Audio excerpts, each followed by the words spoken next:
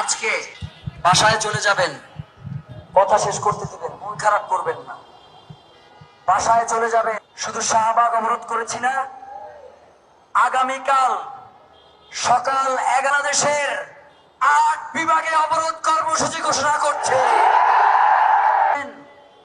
আগামীকাল আপনার ভাই এবং বন্ধুদেরকে নিয়ে আসবেন, পারবেন না? আমরা কি এই শাহবাগ ছেড়ে দেব? আগামীকাল যদি আমাদেরকে কেউ এই শাহবাগে বসতে বাধা দেয়, তাদেরকেও আমরা দেখে নেব, ছাড়বো না।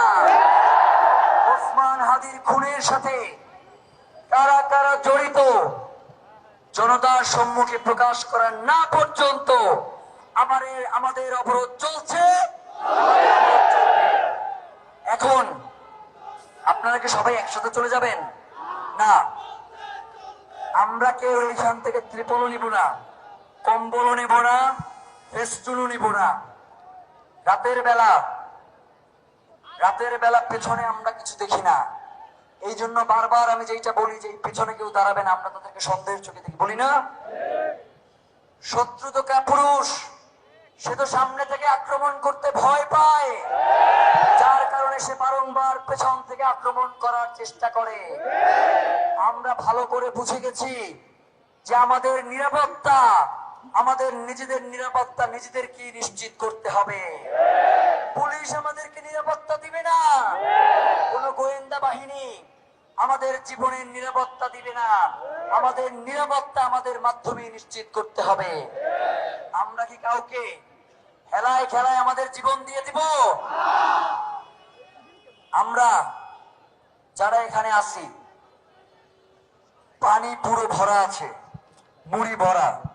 আমরা কেউ আমাদের অনেক ভলান্টিয়ার, তারা এখানে রাতে অবস্থানও করবেন, কিন্তু সার্বিক পরিস্থিতি আপনাদের কাছে হয়তো বলতে পারতেছি না, মানে কোনো আপোষ না, আপনাদের নিয়ে দুশ্চিন্তা, এই জন্য বলতেছি না।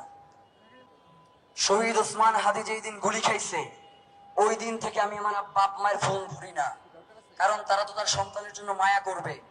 তারা চাইবে যে এই লড়াই ছেড়ে আমি যাতে বাসায় চলে যাই, এই জন্য আমি আমার বাপ মায়ের ফোন ধরি না। আর উপদেষ্টারা কিভাবে আমাদেরকে আপোষ করবে? ভাইয়েরা, আগামীকাল 8 বিভাগে এই অবরোধ কর্মসূচি করবার জন্য বাংলাদেশের সকল জনতাকে উদারত আহ্বান জানাই। সকাল 11টা থেকে সন্ধ্যা 6টা পর্যন্ত আমাদের অবরোধ কর্মসূচি চলবে। রাতে এমনিতেও তো আপনারা বাসায় চলে যান, গাড়ি ঘোড়া থাকে না, আমাদেরকে তো এই লড়াই চালিয়ে যাইতে হবে না? গতকালকে যাদেরকে অনেককেই দেখছিলাম, আজকের অনেককেই আমি দেখতেছি না। আবার আজকে অনেকেই নতুন আসছেন, আগামীকাল হয়তো আসবেন না।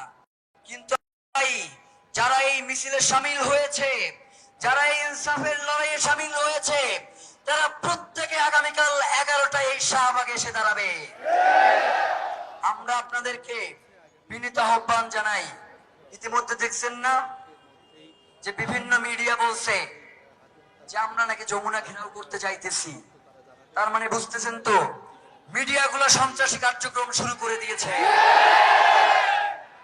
ইনকিলাব মঞ্চ তার পেজ থেকে যতক্ষণ পর্যন্ত ঘোষণা না দিবে, ততক্ষণ পর্যন্ত আপনারা কোন সংবাদ মাধ্যমে কি আসলো কি না আসলো এইটার প্রতি কোনো ভরসা করবেন না।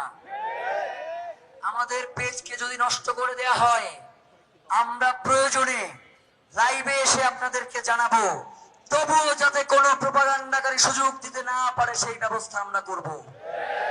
ভাইয়েরা, প্রথমে আমার যারা এখানে মা বোন রয়েছেন তারা যাবেন, তার আগে আপনাদের প্রতি বিনীত অনুরোধ, আপনারা একটা কথাও বলেন নাই, আমি শুধু বলার কারণে এইখানে আমি যাদেরকে সামনে দেখতেছি, এদের 90% থেকে আমি বয়সে ছোট। এখানে যারা আমার সামনে আছে 90% থেকে আমি বয়সে ছোট। এরপরেও যে আপনারা শুনতেছেন, আমি তো মনে করি আপনারা আমাকে শোনেন না, আপনারা শহীদ ওসমান হাদিকে শুনতেছেন। সুতরাং শহীদ ওসমান হাদির রক্তের বদলা না নেওয়া পর্যন্ত আমাদের এই লড়াই চলবে। আমরা কোনোভাবেই কারোর সাথে আপোষ করব না।